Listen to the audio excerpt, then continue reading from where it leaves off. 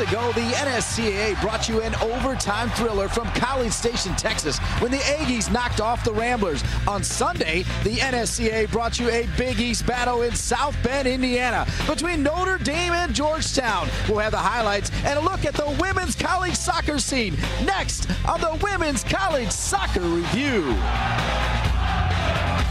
Hello, everybody. I'm Dean Linke, and welcome to Notre Dame's Alumni Stadium here for the Notre Dame women's soccer team, one of the perennial powers in women's soccer. And a young woman who knows all about Notre Dame, Amara Parsegian. Yes, she's the great niece of legendary Notre Dame football coach Ara Parsegian. And Amara, you know all about this great new facility this year, and it's a nice one. Yes, new alumni field, over $5 million, and Notre Dame finally has the stadium to match their soccer team. It's beautiful. Lounge rooms, holds 2,500 fans, and a great location for today's matchup against Georgetown. All right, Amara, and here to tell us all about the Big East tilt Notre Dame and Georgetown is my broadcast partner, Lisa Burnett, the all-time leading goal scorer at Ohio State. And this is going to be a great matchup when you think Notre Dame. They're one of the best every year. You're right, Dean. Notre Dame has proven over the years to be a perennial powerhouse, and it's going to be a great Big East matchup. And this is the time as a player you got to get excited because you're getting seedings for your tournaments if you're a conference that plays in tournaments, and you're vying for those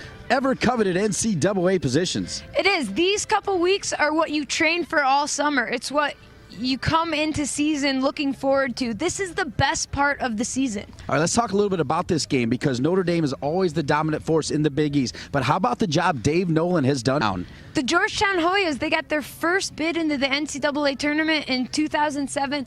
They are looking to come back to the tournament this year. They've had a great season. Their front three are some of the three best players in the country. It's going to be fun to watch. All right, Lisa, let's take a look now at the NSCAA Top 25. Dean, let's start with Stanford. Stanford is the only unbeaten team in the country at 16-0-0. They have two of the nation's best strikers in Kelly O'Hara and Kristen Press. Combined, these two players have scored 33 goals and dished out 18 assists. The team has their eyes set on College Station, Texas for the Final Four with national championship hopes. But UNC, that big loss to Miami. They did, but they are the 2008 NCAA champions. They're going to be back in 2009. For the Tar Heels, anything less than a national championship is a failure. They're always incredibly talented, and they have the most depth in the nation. All right, we got number 6 Notre Dame chart here, and look at the second 10 right there, and who do you like? I like South Carolina, representing the ACC at the number 10 spot. They're 15-1-1, and they boast one of the nation's best records. They also have only given up 6 goals all year. All right, also in that second 20 as we take a look at it, how about number 16, Santa Clara? The Broncos ended 2008 4-12-4 overall, and it was the first time in 20 years they did not receive a bid. With that being said, they brought in the top recruiting class in the nation, and they're the now 16th ranked team. They're here to stay. And how about your Buckeyes at Ohio State? The Buckeyes are looking for their best season since 2004, where they made it to the Elite Eight.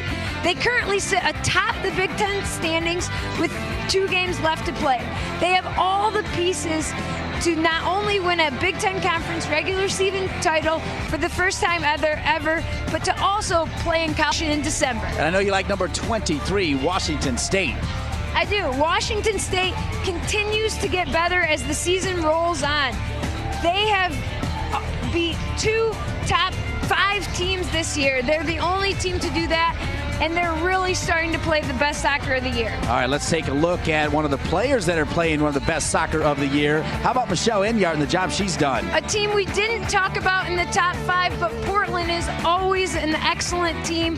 She did a nice job last week of beating both Pepperdine and Loyola Marymount. Portland is another team that will challenge for a national title this year. And after 90 minutes of play, Notre Dame moves to 60-0-3 in their last 63 Big East matchups. They knocked off the Georgetown Hoyas by a score of 2-0. And as we roll to the highlights, Lisa Burnett, really quality play from both teams. It was, but Notre Dame gets on the board and early with some composure there by Taylor Knack to put that into the side netting and score the first goal of the game.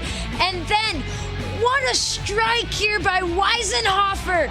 Far post, inside corner, and this was the play of the first half. Melissa Henderson taking on the entire Hoya back line. She gets tripped up at the end, but what a play by her. She's unable to convert here, and by the look on her face, she's not very happy about that. The second half, though, a lot of the Hoyas coming out of the whistle. Sarah Jordan with a great opportunity. Can't get anything on it to put in the back of the net. An excellent strike by Trujillo, a little bit wide. And this was the Hoyas' best opportunity to score a goal. Sarah Jordan again. Here's Rose Augustine. What a ball. Pinpoint pass to Folks.